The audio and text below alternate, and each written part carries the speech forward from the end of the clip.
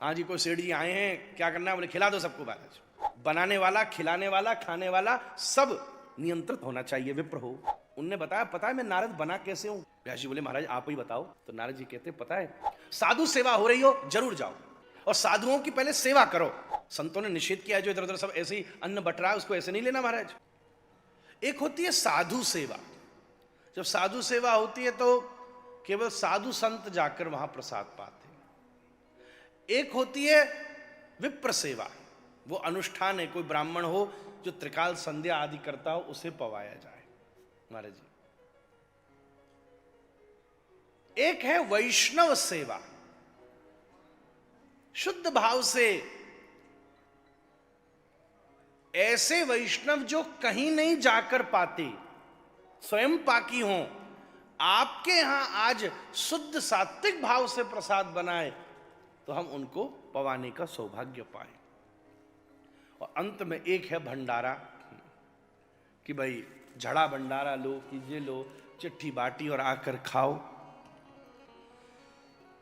संतों की ऐसी मान्यता है, साधु सेवा हो रही हो जरूर जाओ, और साधुओं की पहले सेवा करो। पंगत लगानी है लगाओ, मार्जन करना है मार्जन करो, परोसाई करनी है वैष्णव वेश पहनकर परोसाई करो, मानो कोई साक अमनिया करनी है कर लो। और फिर इन सब साधु संत जब पालें और फिर उनका उच्छिष्ट कुछ बच जाए तो उसे पालो, वो सर्वश्रेष्ठ है महाराज। इसी प्रकार से विप्र सेवा कहीं हो रही हो तो वो अनुष्ठानिक स्वरूप है, वहां तो और भी नियम का आग्रह है। उसमें तो बनाने वाला, खिलाने वाला, खाने वाला सब नियंत्रित होना चाहिए, विप्र हो महाराज जी। यस्य प्रसादात् भगवत प्रसाद हो, जिसका प्रसाद भगवत प्रसाद है, ऐसे ही तो गुरुजन है, संत जन है। अंतिम बात है फिर भंडारा। हाँ जी, कोई सेठ जी आए हैं, क्या करना है? बोले खिला दो सबको महाराज। ऐसी जगह संतों की आज्ञा है, बहुत समझ कर ही जाना महाराज। वहां श्रद्धा वाले कम जाते हैं, जरूरत वाले ज्यादा जाते हैं। संतों ने निषेध किया है, जो इधर उधर सब ऐसे ही अन्न बट रहा है उसको ऐसे नहीं लेना महाराज। महाराज जी हमको बताते, ध्रुव जी हमारे संग बैठे हैं, बालक पने में किसी दिन एक बार किसी मित्र के साथ चिट्ठी लेके भंडारा पाए आए होंगे। बड़े महाराज जी ने वो शासन किया महाराज जी, दादाजी महाराज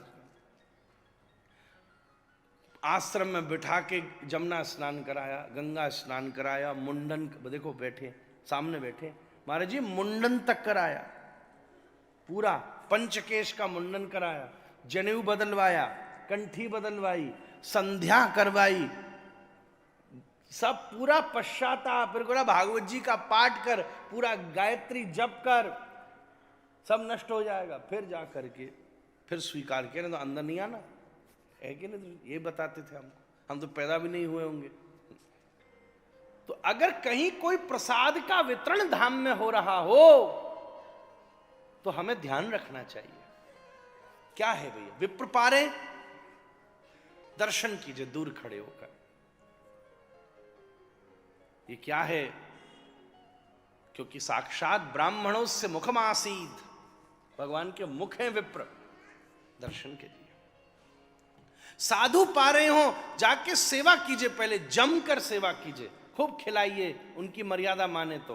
बाद में जो उच्छिष्ट बच जाए उसको मत छोड़िएगा महाराज।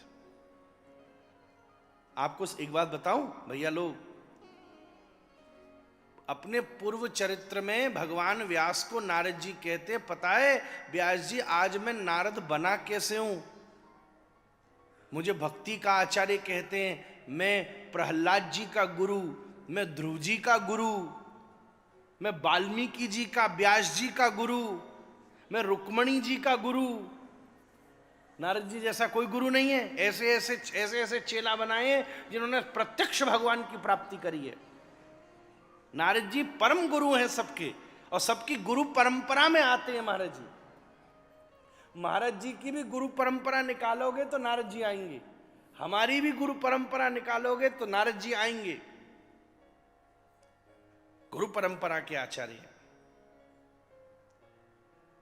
वो नारद जी जो जयति जगति मायाम यस्य कायाधवस्ते वचन रचनमेकम केवलम चाकलय्य ध्रुवपदमपि यातो यत् कृपातो ध्वोयम सकल कुशल पात्रम ब्रह्मपुत्रम नतोस। वो नारद जी, उनने बताया, पता है मैं नारद बना कैसे हूं? व्यास जी बोले महाराज आप ही बताओ।